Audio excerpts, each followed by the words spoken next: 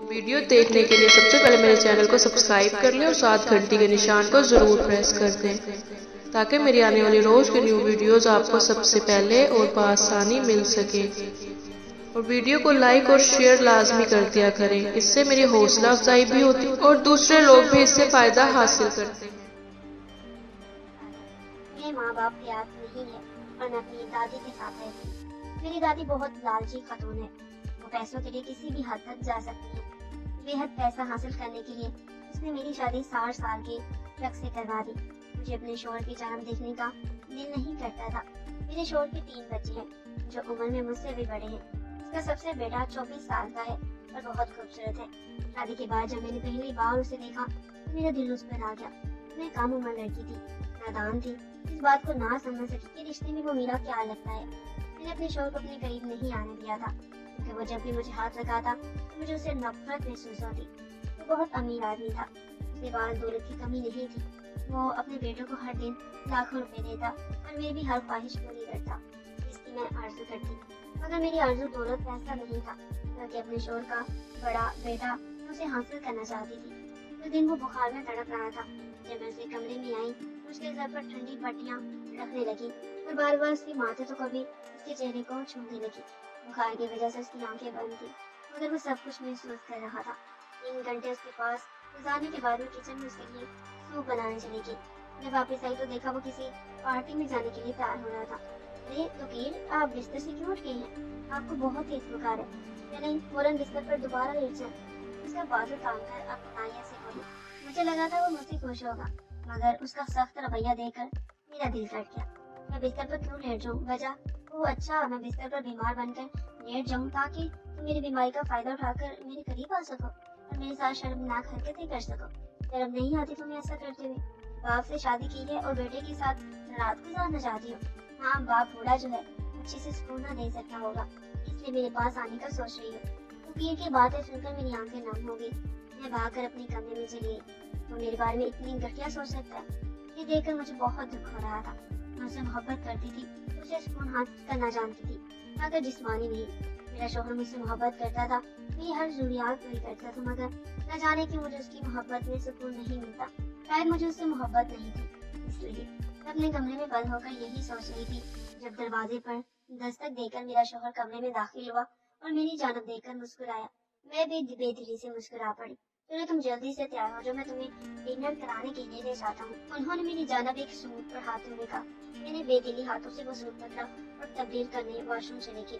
میں جب تیار ہو کر ان کے سامنے آئی تو وہ میری خوب تعریفیں کرنے لگے۔ میں نے ان کی جانب کوئی خاص دھیان نہیں دیا کیونکہ میرے ذہن میں توقیر تھا۔ وہ مجھے اتنا غلط کیوں سمجھ رہا تھا؟ پھر مجھے صرف ایک وہی پڑتا جو مجھ سے نفرت کرتا تھا۔ میرے شوہر کے دوسرے دونوں بچے میری بہت عزت کرتے تھے۔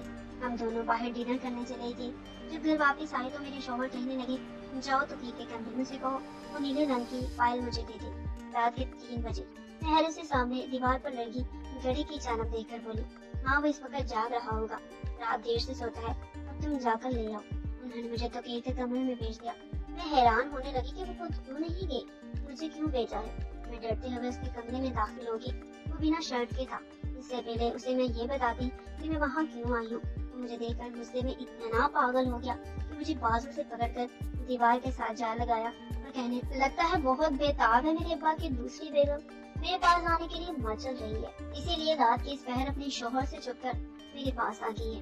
اتنا کہہ کر اس نے اپنا ہاتھ میری کمر پر رکھا اور مجھے مزید اپنے نزدیک کر لیا۔ میں اس سے محبت کرتی تھی، اس کے قریب آنا چاہتی تھی مگر اس طرح وحشی انداز میں نہیں۔ اس کے لب جب میری گردن کے قریب آئے اسے دھکا دے کر فوراً کمرے سے باہر آ گئی۔ وہ مجھ سے محبت کرتا تھا یا نہیں میں نہیں جانتی تھی مگر اس کا میرے قریب آنا مجھے خوفزدہ کر رہا تھا۔ میں خالی ہاتھ کمرے میں واپس آئی اور اپنے شوہر سے جھوٹ بول گئی کہ وہ سو گیا ہے اور انہوں نے میری بات کا یقین بھی کر لیا۔ اگلے دن میرے شوہر خود ہی توقیر کے کمرے سے فائل لے آئے۔ وہ فائل کون سی تھی مجھے معلوم نہیں تھا۔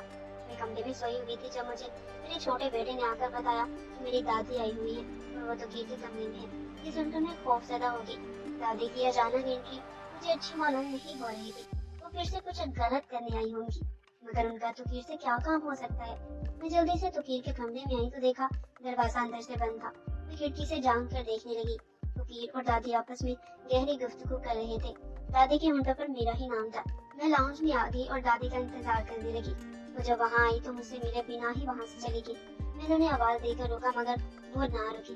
मैं तोकीर के कमरे में आई और उससे पूछने लगी कि दादी यहाँ क्या कर रही थी और वो उससे मिलने क्यों आई थी।